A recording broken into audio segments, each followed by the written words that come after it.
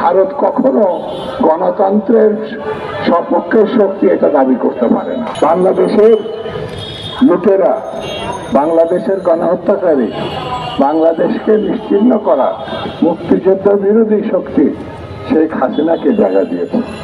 এরপর ভারত গণতান্ত্রিক রাষ্ট্র এটা দাবি করতে পারে না। ভারত এখন একটা ফ্যাসিবাদ, ফ্যাসিস্টকে জায়গা দিয়ে নিজেরাও যে ফ্যাসিস্ট এটা প্রমাণ করেছে। সেই জন্য আমি বেশি কথা আজকে আপনাদের বলবো না, শুধু এতটুকু বলি, আমরা এই ফ্যাসিস্টকে রুখে দিয়েছি। আমাদের দেশে তার জায়গা হয় নাই। তার আদর্শই ভারত, তার সঠিক ঠিকানাও ভারত, সেই জন্য সে ভারতে গেছে। এটা আমি ব্যক্তিগতভাবে মনে করি।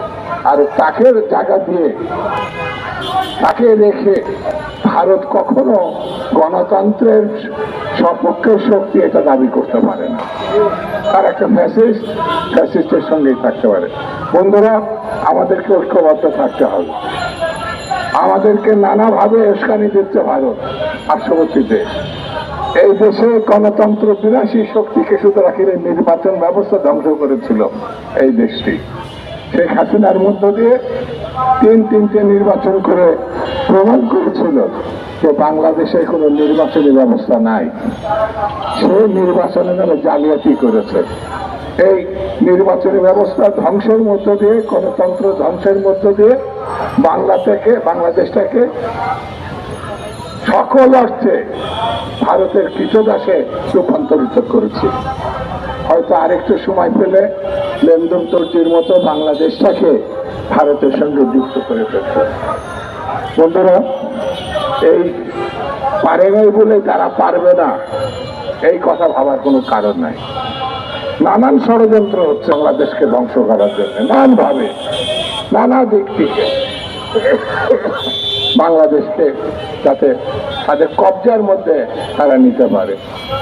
সেই জন্য আমি বর্তমান সরকারের প্রতি আহ্বান জানাবো, যত তাড়াতাড়ি সম্ভব আপনাদের প্রয়োজনীয় সংস্কার সম্পূর্ণ করে এই দেশে একটি রাজনৈতিক সরকার প্রতিষ্ঠার উদ্যোগ নেন, যেটা বিএনপি বারবার আপনাদের কাছে বলছে।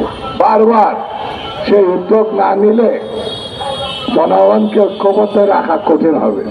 আর জনগণ ঐক্যবদ্ধ না থাকলে ভারতের জন্য সুবিধা হবে।